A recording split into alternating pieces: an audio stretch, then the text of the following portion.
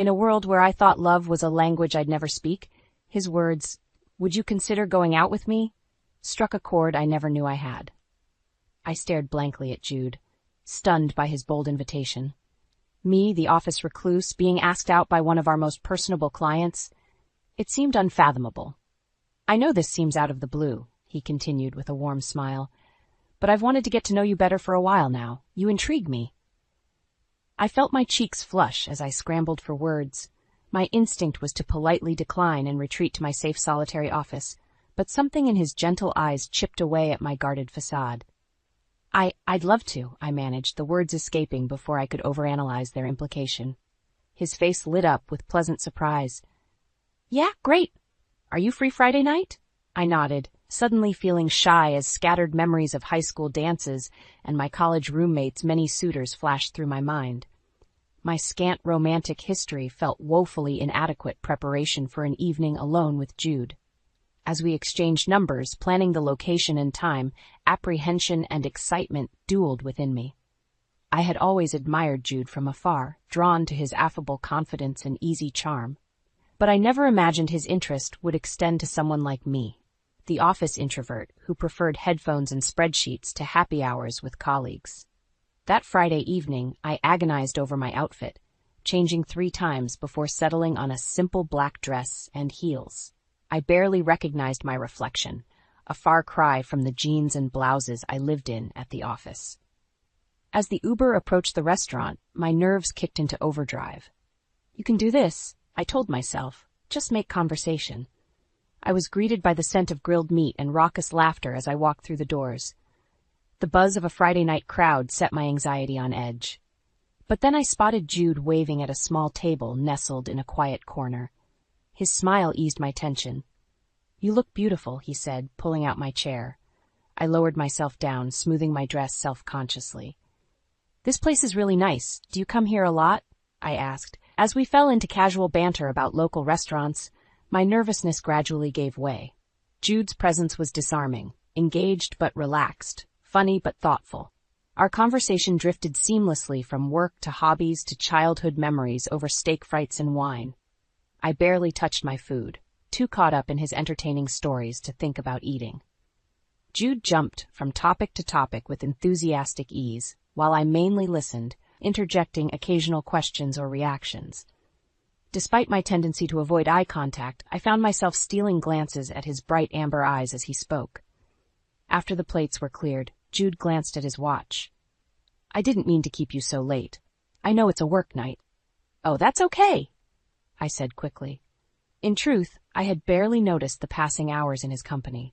As we walked out to catch our Ubers, Jude gently brushed his hand against mine. The subtle contact sent a spark through my skin.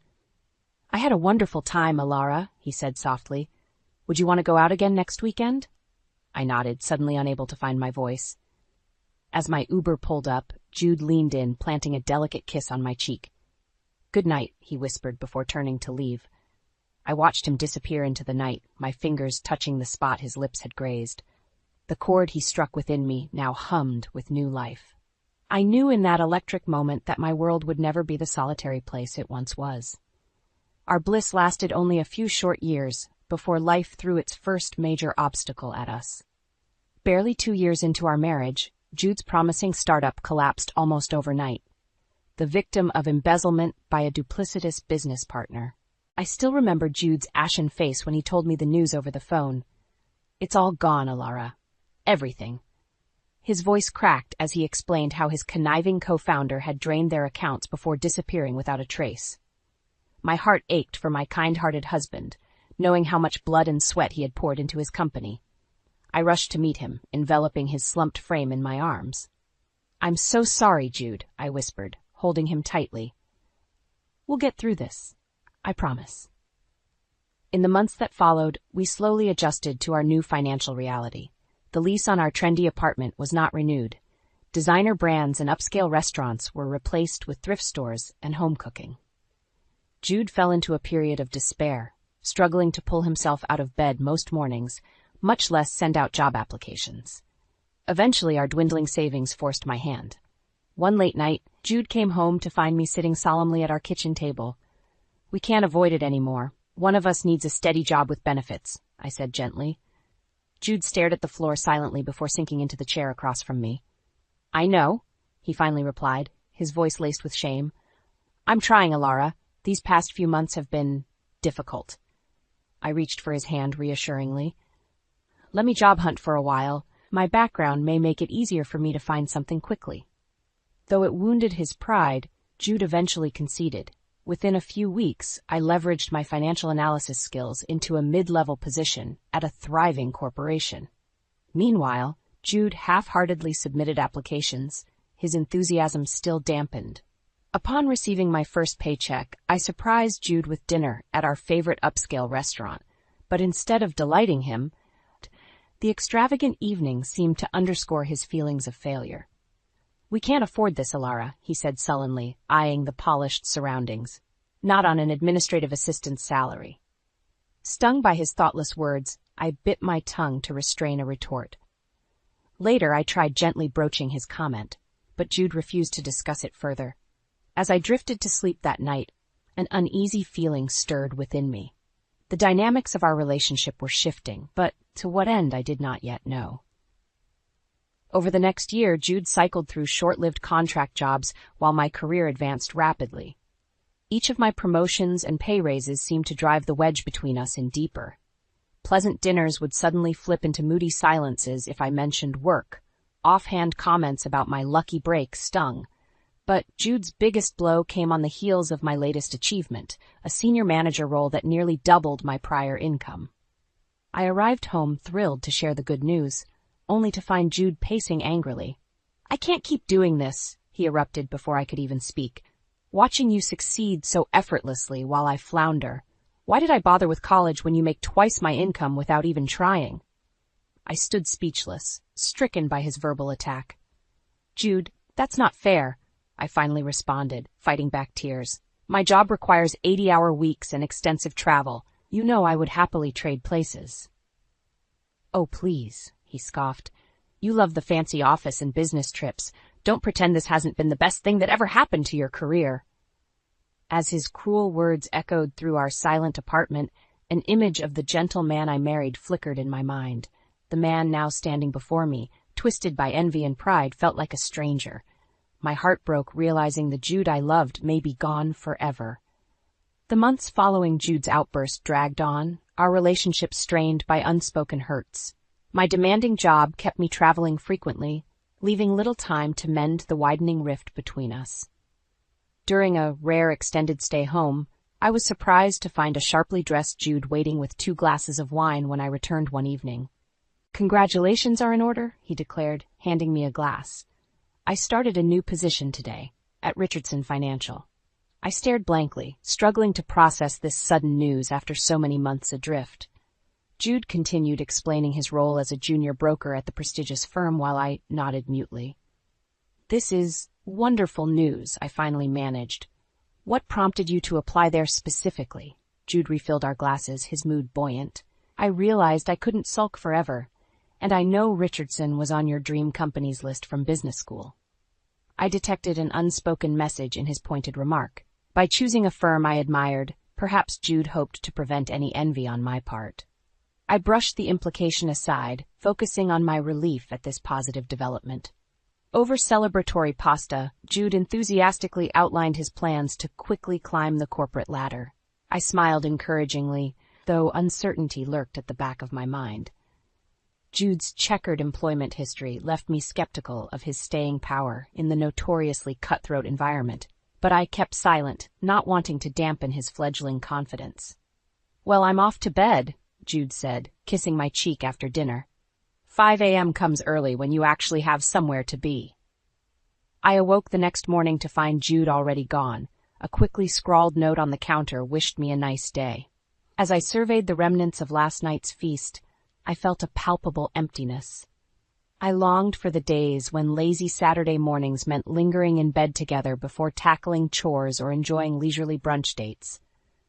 Over the next few months, Jude and I mostly passed like ships in the night. My global travel increased substantially with a major product launch, leaving me perpetually jet-lagged. Meanwhile, Jude rapidly advanced at Richardson Financial, regularly working 12-plus-hour days. We traded quick voicemails and the occasional takeout dinner, too exhausted for meaningful interaction. But slowly, our financial state improved with Jude's rising income. We moved into a more spacious apartment closer to Richardson's headquarters. Jude leased a shiny BMW to match his new professional persona. My pay bumps had bought us time, but now Jude's earnings afforded us true stability. I noticed small changes, too. Jude's expensive haircuts, new custom-tailored suits, and sudden golf habit with the guys from work. During my fleeting visits home, Jude entertained me with amusing corporate stories, though names and context often blurred together. "Richardson sure keeps you busy, I commented one night after Jude dismissed a call from a colleague. "Yeah, it's non-stop, but that's life in this industry," he replied. As he detailed his latest high-profile case, Jude's face glowed with vigor and pride. The shadow of resentment and defeat I had watched haunt him these past years finally lifted. My husband had returned, though in an unexpected form. With our careers firmly stabilized and finances on the rebound, I optimistically hoped our marriage, too, could now begin healing. Surely this new upward trajectory marked the end of our relationship woes. Or so my naive heart believed at the time. But unbeknownst to either of us, an unpredictable storm brewed just over the horizon, one that would change the course of our lives forever. I quit. Jude's fork halted midair, a bit of egg dangling precipitously. "You what?" I took a deep breath, grasping my mimosa tightly. "I quit my job as of today." Jude slowly lowered his fork to the plate with a gentle clink. "I don't understand. Why would you quit without discussing it with me first?" "I know, I'm sorry," I replied. It was an impulsive decision, but the timing felt right. I went on to explain my growing disenchantment with the corporate rat race, the endless slog of meetings and metrics, losing sight of any real purpose. And then an email landed offering me a lucrative freelance financial writing position. Before I could overthink it, I resigned. Jude rubbed his temple, processing this bombshell development. I braced myself for criticism over my rash choice. "Well, I support you," he finally said. "I know how miserable all that travel made you. Just promise you won't become some starving artist now," he added with a wink. I laughed, relief washing over me. "I make more per hour now than with a salary. We'll be fine." In my euphoria over dumping my corporate shackles, I failed to notice Jude's smile not quite reaching his eyes. Over the next few months, I settled happily into my new remote freelance role. The flexible schedule afforded me time to pursue photography and pottery classes, long-neglected passions. With Jude frequently working late, I cherished reconnecting with these creative interests. One evening, while crafting a vase, Jude arrived home unusually early, and not alone. I turned to find an immaculately dressed elderly woman clutching his arm. "Alara, meet my mother Mara," Jude announced. "She'll be staying with us a while." I froze, struggling to process this unexpected guest now surveying my clay-splattered apron with thinly veiled disdain. Jude had never once mentioned his mother coming to visit, much less live with us. "Wonderful to meet you," I managed faintly. "How long exactly was a while?" In the uncomfortable days that followed, I learned Mara's husband had recently passed away after a long illness. According to Jude, the loss left her too fragile to care for their suburban home alone. I empathized with her grief, even as her imposing presence invaded our home. Mara scrutinized our apartment with pursed lips. The modern artwork, my orchid garden, Jude's beloved jazz vinyl collection. Everything seemed to offend her traditional sensibilities. Without asking, she rearranged furniture to allow proper flow, and stocked our kitchen with bizarre health concoctions. Worst of all, Mara's constant, unsolicited advice infuriated me. She critiqued my writing career as a flighty pastime, suggested I dress more modestly, and outright condemned the premarital intimacy Jude and I shared, in our own home. I urged Jude to intervene about his mother's behavior multiple times, but he merely shrugged, responding, "It's just her way. She means well." As Mara's presence infiltrated each room like an invasive species, I sensed my sanctuary dissolving. Lying awake at night, I listened anxiously to Jude reassuring his mother through the thin walls after every minor stressor. The man I once considered my closest confidant now reserved that role for the intruder down the hall who eyed me like a troublesome child. And somehow I had allowed this. The passive husband and domineering mother now controlled our home, while I willingly relinquished my power just to keep the peace. The realization churned a growing fury I could no longer contain. The shrill ringing of my cell phone jarred me from sleep. I fumbled groggily for the device, Jude's name flashing urgently on the screen. "Hello, Jude?" "Alara." His voice was strained with a chilling edge I'd never heard before. "The police just left. Get back here now." The line went dead before I could respond. I stared at the phone, my groggy mind racing through possible emergencies. Sirens blaring past my hotel had awoken me just an hour ago. Were we robbed? Surely no mere household mishap warranted Jude's cryptic tone. I hurriedly dressed and raced home, pacing tensely as the Uber crawled through early morning traffic. I arrived to find an eerie quiet, no signs of forced entry or robbery. But the acidic scent of bleach hung cloyingly in the air. I moved cautiously through each room, ledgering the undisturbed valuables with confusion before noticing the bathroom. Harsh fluorescent light spilled into the hall from the ajar door. Inside, I gasped to discover blood smeared across the newly scrubbed tile walls. The metallic stench overwhelmed me. I clutched the doorway in horror. What had happened here? Just then Jude emerged, his shirt and hands still speckled with scarlet stains. Upon seeing me, his mouth twisted into a snarl. "There you are. This is your doing," he hissed, jabbing his finger toward the lurid scene. "I told the police what really happened, even covered up your rage tantrum, but if you ever lay hands on my mother again—" "What? Jude, I just got home. What on earth are you saying?" I cried. His bizarre accusation made no sense. But before I could plead further, Mara appeared behind Jude's shoulder, an exaggerated slump in her usually ramrod posture. "I tried so hard to keep the peace between you two," she whimpered pathetically. As Jude comforted his clearly unharmed mother, their distorted narrative finally registered. They had concocted this elaborate scene to frame me as unstable and violent. My hands curled involuntarily into fists as I marched toward Mara, ready to confront her deceit. Sensing imminent confrontation, Jude swiftly positioned himself between us. "Officer Costas allowed us to handle this discreetly, since Mother isn't pressing charges," he said. "But he assured me they'll be keeping close watch." I opened my mouth to refute Jude's outrageous threat, but stopped short. Their determination to paint me as an aggressor was suddenly clear. Engaging would only legitimize this infuriating fabrication. Without a word, I turned my back on them and retreated outside to calm my spiraling thoughts. Over the next week, Jude and Mara carried on with their fraudulent charade. She wore a wrist brace for her sprain, while neighbors and Jude's colleagues received anonymous warnings about my concerning temper. My existence became an endless gauntlet of thinly veiled antagonism and betrayal. Soon after, while enjoying a rare solitary afternoon, the doorbell's obnoxious chime broke my focus. I opened it reluctantly, worried Jude had forgotten his keys again, only to find an unfamiliar gentleman clutching a thick folder. "Good afternoon, ma'am. I'm Anthony Giles, Social Services," he stated. "I'll need to speak with you about the incident on the 16th. Before I could protest, he stepped inside, flicking open his folder dramatically to begin his interrogation. As Mr. Giles bombarded me with patronizing questions, implying my guilt, fury and frustration welled up dangerously. But I knew reacting emotionally would only legitimize his suspicions. So I calmly recounted my factual innocence despite his transparent agenda against me. Fortunately, he left empty-handed but warned further outbursts would involve children's services regarding my ability to safely parent. Shutting the door firmly against his retreating back, hot tears finally spilled down my cheeks. The realization crashed over me. To save myself, I had to abandon this house of lies. No matter the cost. I awoke well before sunrise, Jude's whistling snores grating in my ear. Slipping silently from beneath the sheets, I tucked my pre-packed bag by the front door and contemplated my next move.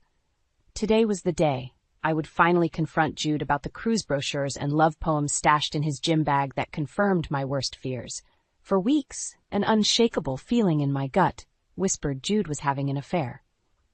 When traces first surfaced, I rationalized them away, not yet ready to destroy our already fractured bond. But the mounting evidence now demanded action. As I brewed coffee, I had no intention of drinking, My mind raced through potential scripts for the impending confrontation. Jude often left his work phone unattended on the counter, my chance to gather final proof. When I heard the buzz of a new text notification, my pulse quickened. I tapped the phone gently, stomach churning as the lock screen preview exposed everything. Lurid messages from a contact named Lola Peach filled the screen, leaving nothing to doubt. As I scrolled in horror, hot tears spilled down my cheeks at the graphic descriptions of past rendezvous and enthusiastic plans for reconnecting post-cruise. In that moment, something severed deep within me. The tenuous threads still clinging to hope or denial now snapped entirely. I backed away from the damning device, resolve cementing. Today the pretense would end. I busied myself with mundane tidying, awaiting signs of life from the bedroom. Before long, Mara emerged scowling. News of my resignation last week from the volunteer board she convinced me to join had earned persistent cold shoulders. "Morning, Mara," I offered politely. Her responding sneer said everything. As she shambled off to the couch, Jude finally surfaced. I steeled myself for the showdown ahead. "Jude, do you have a minute to chat?" I asked as casually as possible. He glanced at his watch distractedly while gathering work items scattered around the kitchen. "Can it wait, babe?" "Big presentation today," came his dismissive reply. In the past, I would have uttered a timid, "no problem," before sending him off with a forced smile, but not today. "I'm afraid this can't wait," I said, firmly blocking his path. "We need to discuss your upcoming cruise and Lola Peach." I watched the color drain from his face. "What are you talking about?" he sputtered unconvincingly. "I don't know any Lo." "Save it," I snapped. Months of suppressed rage now roared loose. "I'm done with your lies. I saw the disgusting messages you left open on your phone. How long did you think you could keep screwing this whore behind my back?" His lips pressed into a rigid line. Before he could reply, an anguished wail erupted from the couch. We turned to see Mara stagger toward us, heaving with dramatic sobs. "I can't bear this cruelty," she cried. "Jude, she's set on destroying this family over pure fantasy." Jude rushed to comfort her, while casting me an icy glare that screamed, "How could you upset my mother this way?" In past arguments, Mara weaponizing her emotions could shame me into silence, but her histrionic meltdown only hardened my resolve now. Without another word to either of them, I stepped outside, slamming the front door with an earth-shaking finality. As my Uber sped away, I grasped the full reality of what I was fleeing, a pathological narcissist twisted by jealousy. Her weak-willed puppet son, so easily manipulated. Their toxic delusions threatened to subsume me completely. Well, not anymore. Today my emancipation began. In the weeks following my dramatic exit, I immersed myself in dismantling the intricate web of lies Jude and his mother had woven. Meticulously documenting their misdeeds became my obsession. I dodged Jude's endless calls and texts, ranging from righteous indignation to desperate pleas for reconciliation. Responding emotionally served no strategic purpose. Instead, I quietly retained cutthroat attorneys and private investigators, methodically building irrefutable cases of infidelity and slander. With my evidence nearing courtroom-ready status, I decided the time had come for a final confrontation on my terms. I invited Jude and Mara to meet at a posh restaurant downtown, sending the address anonymously to pique their curiosity. Right on time, I spotted Jude entering with Mara clinging possessively to his elbow. Good, they took the bait. Allowing them a few minutes to settle uncomfortably at the table, I finally made my entrance. "You actually came. Bravo," I announced acidly, relishing their shocked expressions at my abrupt arrival. Without waiting for a response, I opened my briefcase and theatrically flung 2 manila folders onto the tablecloth, their damning labels clearly visible. Folder 1, Infidelity. Folder 2, Emotional Abuse and Slander.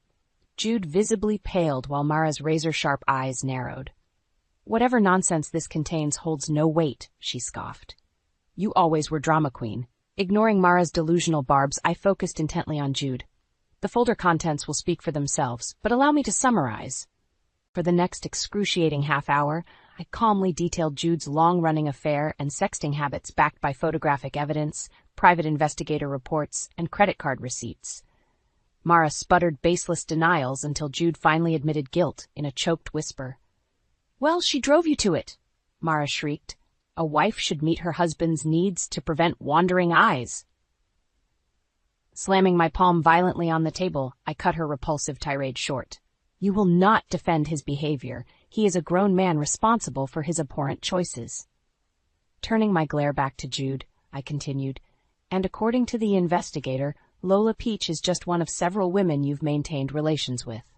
Jude hastily tried placating me by questioning the ethics of hiring spies, but my bone-chilling stare silenced further protests. After a few moments, I resumed my diatribe by exposing their slanderous hoax, portraying me as violent and unstable. I have signed affidavits from the responding officers and social workers strongly disputing your perjured claims, I concluded, shoving the paperwork toward them contemptuously. Watching Jude visibly withdrawing into his seat like a scorned child while Mara seethed quietly was profoundly satisfying. I rose calmly from my seat, gathering the damning evidence now scattered across the table. Consider this your one warning to cease spreading vicious lies about me to salvage your shredded reputations.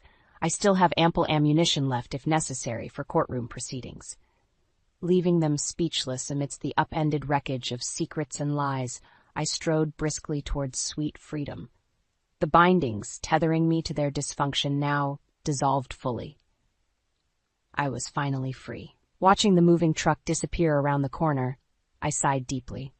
The bittersweet pang of signing the divorce papers just hours earlier still lingered, but any residual heartache faded, standing here on the curb before my very own food truck, its cheerful teal paint gleaming brightly in the afternoon sun. My hard-won independence never tasted sweeter. In the 18 months since I confronted Jude and Mara with their deceitful transgressions, much had changed.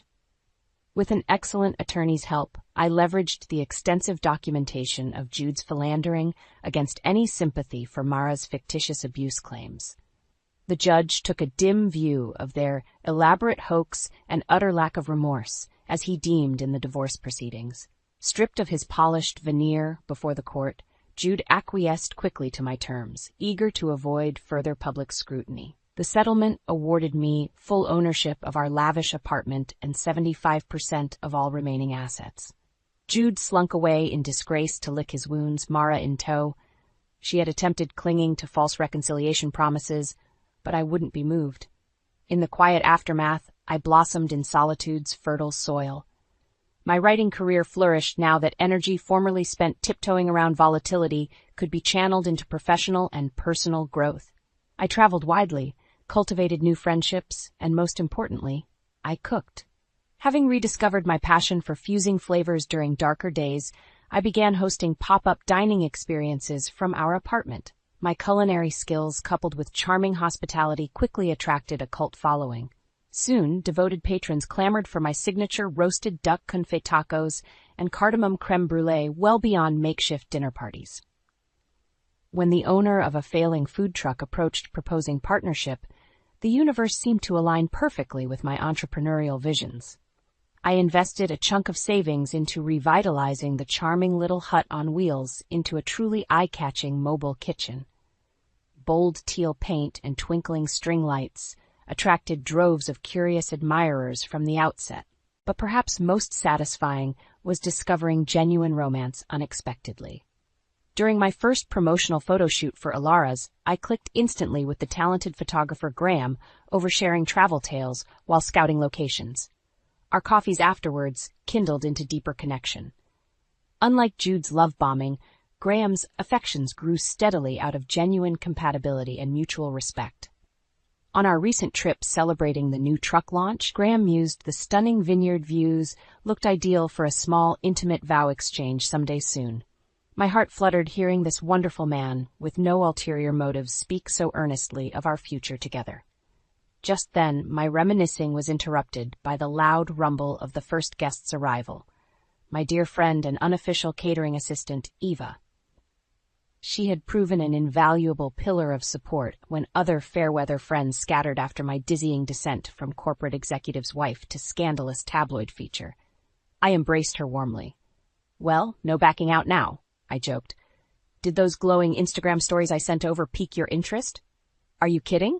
I've been craving duck tacos all week after that preview." She laughed.